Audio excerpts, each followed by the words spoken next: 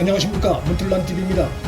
최근 법무차관으로 임명된 이용구가 지난달 초순 서초동 A아파트에서 술에 취해 택시기사를 폭행한 사건이 법대로 처리되지 않고 경찰서 차원에서 유야무야 처리된 의혹이 드러나 파문이 일고 있습니다. 경찰은 차가 멈춘 상태였고 피해자가 처벌을 원치 않았다는 이해되기 어려운 논리로 이 사건을 검찰에도 알리지 않고 내사 종결했습니다. 경찰의 이러한 조치는 운전자 폭행은 승하차를 위해 정체한 상태에서 벌어진 사건도 피해자 의사와 무관하게 가중처벌 대상인 범죄라고 법에 규정돼 있다는 점에서 위법적인 조치입니다. 경찰은 택시기사가 목적지에 도착해 술에 취한 승객을 깨우다 일어난 단순 폭행 사건이고, 단순 폭행은 반의사 불벌죄이기 때문에 자신들의 조치에 아무 문제가 없다고 강변하고 있으나 이 역시도 법에 어긋난 주장입니다. 운전자 폭행의 경우 정체된 경우에도 가중처벌한다는 개정된 현행 관련법에 정면으로 배치되는 일방적 주장일 뿐입니다. 따라서 경찰이 이러한 위법적 조치를 한 숨겨진 다른 배경이 있는지 등에 대한 수사가 불가피한 상황입니다. 이용구는 사건 당시 법무부 법무실장이라는 고위직을 지낸 바 있는 친정권 실세 인사 중에 한 명이란 점에서 사건 무마 배후에 대한 의혹이 가중될 수밖에 없습니다. 일반인이 만일 택시기사에 대해 이런 폭행을 벌였다면 바뀐 법에 따라 엄중 처벌했을 가능성이 충분히 있다는 점에서, 또 이용구가 법질서 준수에 모범을 보여야 할 법무부 고위공직자 신분이란 점에서 이 사건은 경찰의 주장만 듣고 유야무야 넘길 수 없는 사안이 됐습니다. 법을 자의적으로 해석해 이용구를 입건조차 하지 않고 내사 종결하고 검찰에 보고조차 하지 않은 경찰의 행태를 볼 때 현 정권의 실세그룹 인사에 대한 봐주기 수사를 했을 가능성도 배제할 수 없고, 경찰을 지휘하는 청와대 민정라인의 개입 의혹도 전혀 배제할 수는 없습니다. 사건 다음날 처벌 불원서를 제출한 택시기사의 돌변한 태도도 그 배경이 석연치 않습니다. 택시기사 A씨는 전날 밤만 해도 승객이 말한 목적지 아파트에 도착한 뒤 술에 취해 자고 있던 승객을 깨우자 승객이 욕을 하면서 내 뒷덜미를 움켜쥐며 행패를 부렸다고 구체적으로 진술한 바 있습니다. 112에 신고한 사람도 택시 기사였습니다. 그럼 그가 다음날 태도를 180도 바꿔 경찰서에 처벌 불원서를 제출한 배경에 순수한 본인의 자의적인 판단이었는지, 아니면 누군가의 회유를 받았는지 여부 등에 대한 철저한 조사가 필요한 상황입니다. 법조계에선 내사 종결로 끝나려면 폭행 자체가 없어야 한다고 강조하고 있습니다.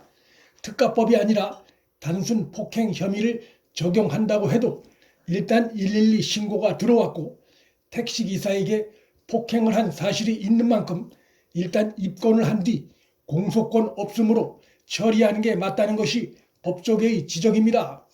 즉, 검찰에 사건 자체가 알려지지 않게 하기 위해 경찰이 내사 종결한 의혹이 있다는 것입니다.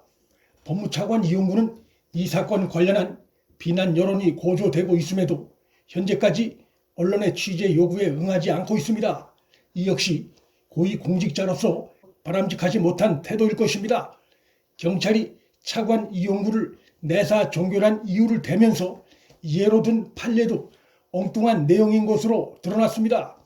경찰 관계자는 공중의 교통안전과 질서를 저해할 우려가 없는 장소에서 계속적인 운행 의사 없이 자동차를 주정차한 경우는 운전 중이 아니다라는 취지의 2017년 헌법재판소 결정이 있었고 이를 통해 내사 종결한 것이라고 해명하고 있습니다.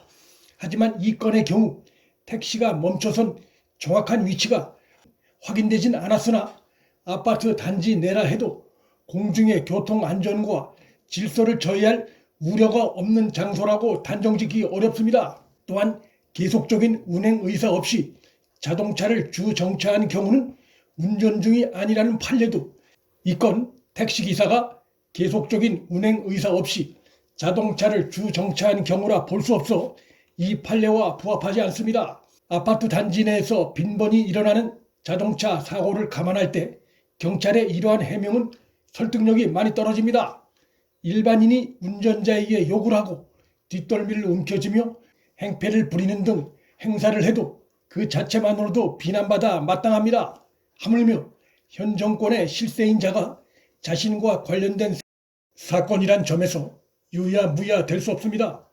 한때 판사를 지내고 법무부 법무실장까지 역임했고 이제 법무차관까지 오르니 국민의 비판 여론이 귀에 안 들린다는 오만한 태도를 벗어나려면 당시 사건에 대해 국민 앞에 직접 나서 상세한 해명과 사과를 하는 것이 올바른 태도입니다. 차관 이용구는 법무부 직원들과 윤석열 총장에 대해 비판적인 내용의 텔레그램 대화를 주고받은 사실이 드러났음에도 윤 총장 징계의 위원으로 참여해 윤 총장에 대해 중징계 의견을 내는 불공정한 태도를 드러낸 바 있습니다. 당시 텔레그램 방에 등장했던 이종근 투가 대검 형사부장 이종근인지 그의 부인 박은정인지는 지금도 미스터리에 남아있습니다. 차관 이용구는 이종근 투가 박은정 담당관이라고 주장하고 있으나 서울고검에 박은정 남편 이종근보다 윗기수인 22기 이종근 검사가 있어 박은정 남편이자 대검 형사부장 이종근이 이종근 투로 표기됐을 가능성이 높다는 것이 검찰 내의 대체적인 견해입니다. 박은정 남편 이종근은 사법연수원 28기수입니다. 따라서 차관 이용구가 대검 형사부장인 이종근 등과 텔레그램 방에서 윤 총장 비판 관련한 대화를 나눈 것이라면 이는 법무부와 대검 형사부장이 불법적인 대화를 나눈 정황으로서 매우 심각한 사안이고 반드시 진실이 규명돼야 하는 중대 사안입니다. 지금까지 드러난 차관 이용구와 관련된 여러 불미스러운 언행들은 그가 향후 출범할 공수처의 수사 대상이 될 만한 사안들이라 할 수 있습니다.